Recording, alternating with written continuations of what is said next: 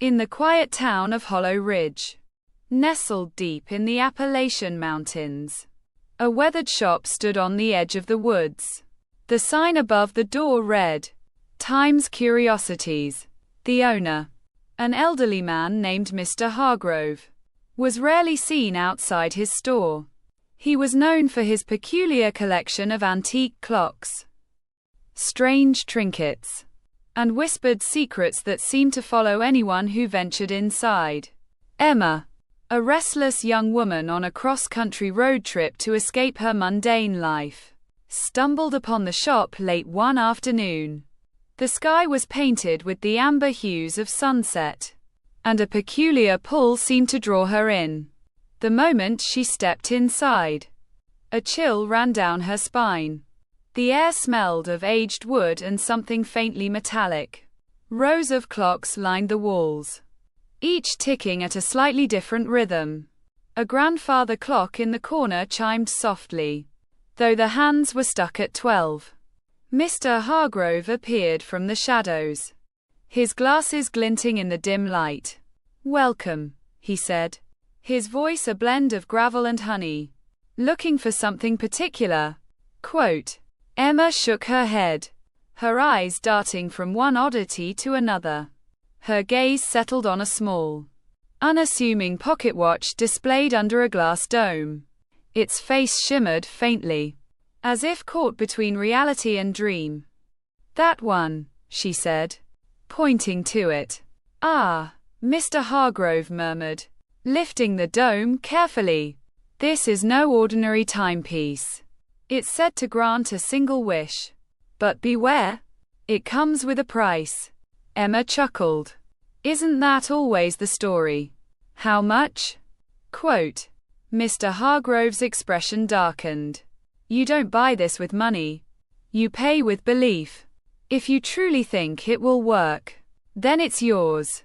Intrigued, and perhaps a little skeptical, Emma agreed. Mr. Hargrove handed her the pocket watch, and she left the shop, her curiosity tinged with doubt. That night, at a small roadside motel, Emma held the watch in her hand. She thought about her life, her dead-end job, her distant family, the aching loneliness that no amount of travel seemed to cure. She whispered her wish. "I want a second chance." The watch ticked once, then fell silent. Emma awoke the next morning in her childhood bedroom.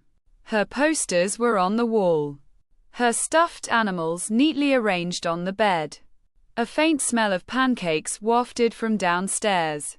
She stumbled to the mirror, seeing her teenage self staring back. Confusion gave way to exhilaration. She was 14 again, a time when the world was wide open, her choices still unmade. Over the following days, she reveled in the freedom, cherishing moments she'd long forgotten. But soon, strange inconsistencies began to appear. People's faces would blur at the edges, voices would echo oddly, and time seemed to warp. The same day would repeat with minor differences, like a scratched record skipping forward and backward. One night, Emma confronted her parents at the dinner table. Their faces were unnervingly blank, their eyes unseeing. "What's happening?" she screamed. They didn't answer. The room dissolved around her, leaving her standing in a void. "You didn't listen to me," came Mr. Hargrove's voice, echoing from nowhere and everywhere. "The wish has a price." "I didn't ask for this," Emma shouted, clutching the pocket watch that was now warm and pulsing like a heartbeat. "You asked for a second chance. Time granted it. But time is not kind." The void shifted, and Emma was back in the shop, as if no time had passed since she first arrived. The pocket watch sat under the glass dome, ticking steadily. Mr. Hargrove stared at her with a knowing look. "You can try again," he said softly, "but you'll always end up back here." Emma fled the shop, her heart pounding, only to find herself at the edge of the woods once more, staring at the familiar storefront. A terrible understanding settled over her. She was caught in a loop, a prisoner of her own wish. And as the door creaked open behind her, she knew she would enter the shop again. She always did.